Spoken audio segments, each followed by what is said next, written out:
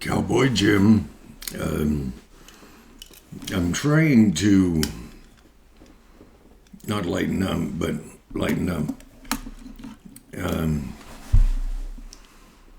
I just finished 4 videos that are, I hope, going to be reflective of future videos. A little shorter by about 2/3. Perhaps a little lighter. You can't always shed tears, though your heart well as mine. I can shed tears over the loss of a friend or a brother, a sister. But I want to help you smile a bit. So I'm going to throw a few little short horse stories in here. Next one, Yahatenda Ranch, Bow Falls. I was supposed to meet a big friend, Big Larry Mirendorf, out there. And Big Larry was not a very patient man. So if you said thus and so, you better live up to thus and so. He might not talk to you for a while. And so I had agreed to meet him out there. And I grabbed one of the horses. I grabbed the Gray Ghost Cloud horse. Pretty good name, pretty bad attitude. And I rode around the campground out there at Bow Falls, Yahatenda. Well, I couldn't see Larry at all, he somewhat stands out from the crowd. And I couldn't find him. So I thought I'd just go for a short ride up the hill. And so I rode up past the waterfalls, about 70 foot tall. And really, you could drink the water, man, let me tell you. And I rode for a while, and then I turned the Gray Ghost Cloud around, and whoa. And I thought, I'll just canter her back to the trailer. Big mistake. And I was drawing pretty hard on the reins. I probably should have circled her about 42 times because that little girl, she was a cutting horse out of Poco Bueno, and I didn't know anything about cutting horses except they turn pretty quickly. And I have been on horses for a short span of time prior to them turning quickly, and thereafter I was no longer on them. And as I was snugging back on the reins and trying not to prompt her to go faster, my left stirrup broke, totally broke.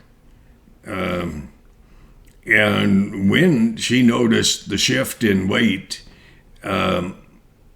she did her 90. We were going way too fast. And she headed off to the right. I proceeded on alone. And if you ever want to see something entertaining, you ought to see my belt buckle. I'm not going to try to show it to you now, but it's crushed. It's crushed because I landed on a series of rock that was sticking out from the ground, and I landed right on my belt buckle, and the belt buckle bent. Don't think they're supposed to do that quite, but it did, and it has a real dent in it. And when my wonderful Gray Ghost Cloud mare, I will never own another mare as a saddle horse. I won't be afraid to ride one because I'm not afraid of much, but she smiled at me and promptly took off for the horse trailer. I don't really think that horses think that sort of thing through. Eventually, I was able to walk that mile. It's not a mile that's important. It is the 3 ribs that were broken under my left arm, and the massive, well, there's a word for it. It's like a bruise. My left kidney was hemorrhaging, is what I'm suggesting. And I made it down there, took perhaps an hour, and I said hello to her, and I will never raise a hand to an animal and or a child, and sure never disparage a lady. May have come pretty close on a couple of occasions, but it is my heart's desire to never forget the one who was the only one who loved me when I was a kid. And having watched her tears too much, it affected my heart. And so I said hello to the mare when I got to the trailer, and there was a cowboy. He I was 100 yards from the trailer, and he come out from his camper, and he said, "Are you all right?" And I said, "Yes, sir, I am." And I wouldn't tell him anything more than that. The way I was walking, he knew I wasn't all right, but I wasn't going to admit it. And so I got her tied up, and I took the saddle off and all that sort of stuff. And I didn't tell her what I thought about her, because I didn't think about her, because she is a horse. She was a horse.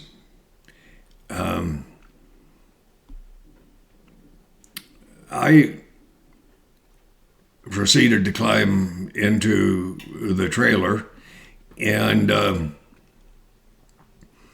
I was having a pretty hard time of it. And I did get the door closed on the sleeping part of the gooseneck. All it was a good mattress up above, and a place you could put a little wood stove if you wanted to. And I spent the next hour climbing carefully, gently up into the gooseneck. About the best I could do would be about an inch at a time. And I did get I used a lawn chair, and I got my upper body kind of laid down over the flat part of the gooseneck upon the mattress that was there. Thin mattress, doesn't matter. And about what seemed like an hour, I didn't look at my watch, may have been, probably was less. It seemed longer. The pain was so massive. And I got those 3 ribs up onto the gooseneck, and I drug my body up there, and I managed to get my head resting on a pillow and threw a sleeping bag over me, and then I realized that I had to use a water closet.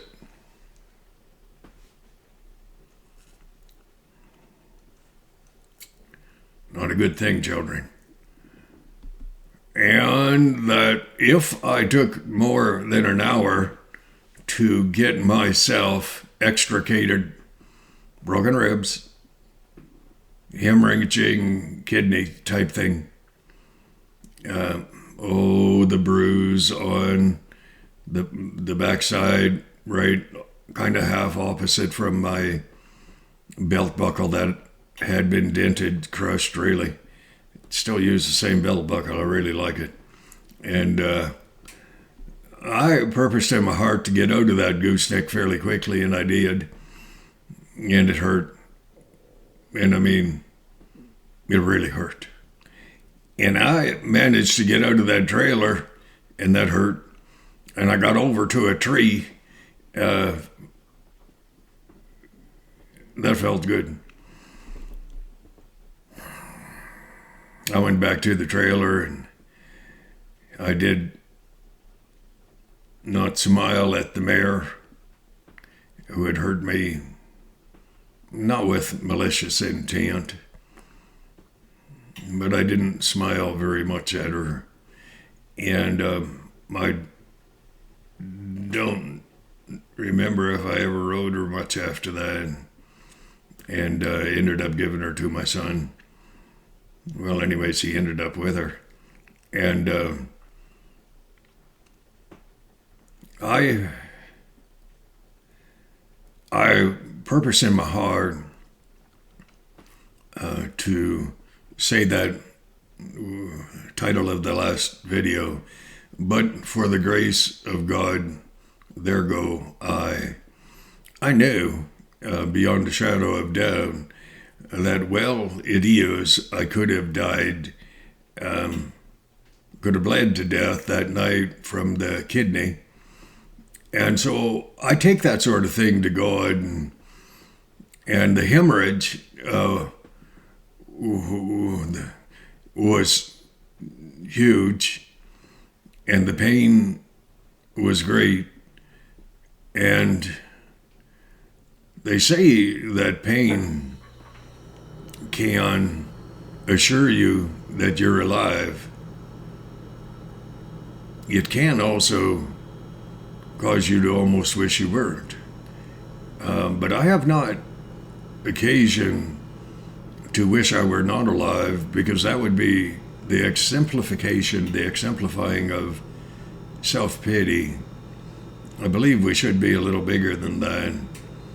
I'm not saying I haven't felt sorry for myself, but it's a pretty rare and wonderful happening. The next day, and I'm telling you, it was a challenge to get the mayor into the trailer the next morning. Incidentally, I didn't try to get back up into the gooseneck.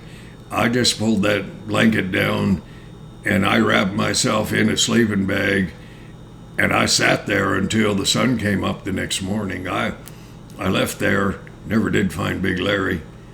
I don't even know if I ever got to tell him that I was there, but I got hurt. Wouldn't have mattered.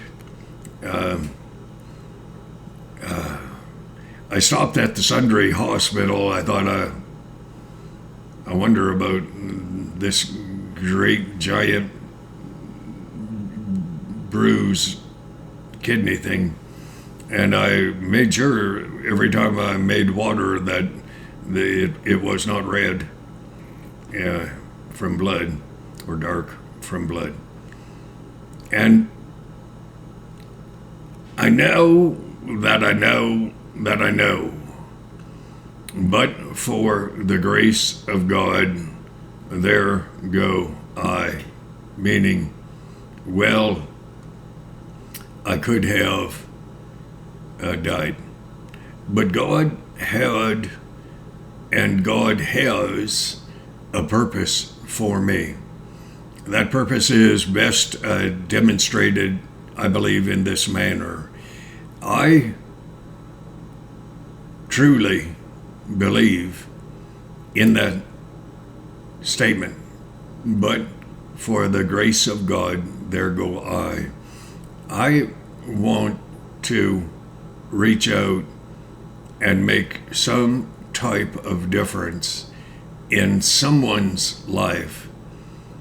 And I do not care who that someone is.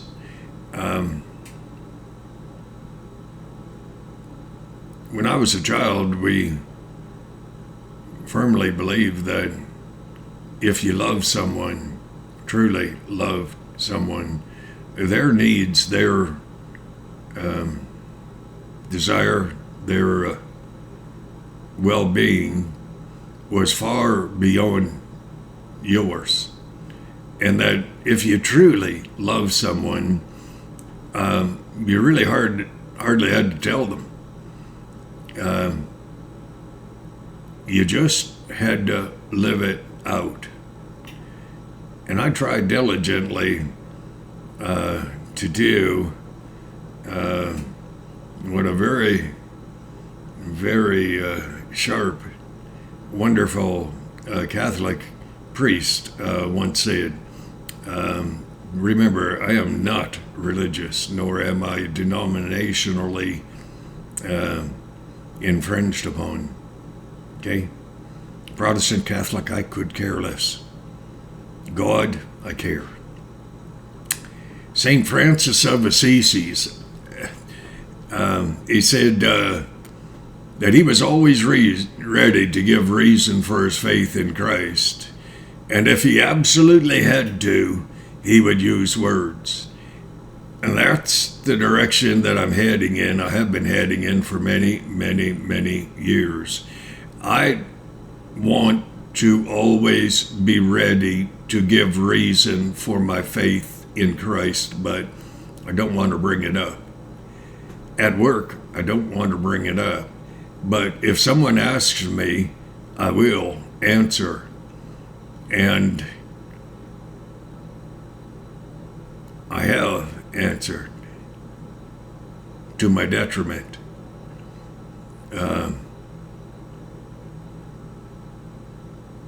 Because I believe that God is the same yesterday, today, and forever. I believe that God, though He is truly God, can speak with you, wishes to speak with you. His desire is, I believe, for fellowship with you. With you.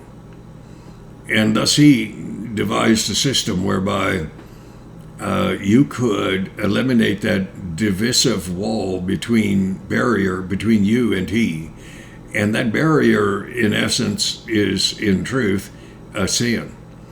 And so He devised a system whereby if you were to say a simple prayer that sounded like this, doesn't have to be these words: God, forgive me. I accept that Jesus Christ, the Son, your Son, suffered, bled, and died on the cross, and that He took all my sins upon Himself. And He suffered, bled, and died, rose from the dead. I believe with my whole heart that He, Jesus, is, Father, your Son. I am sorry for having lived the way that I have. Please help me to be what you want me to be. And in that, I find great comfort, great joy.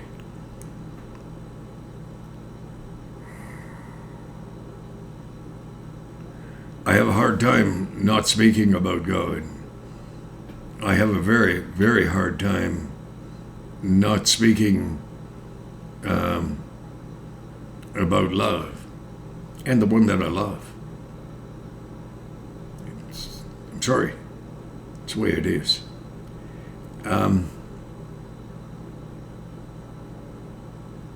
don't ever speak of the lady who I love to anyone at all. I won't betray her trust.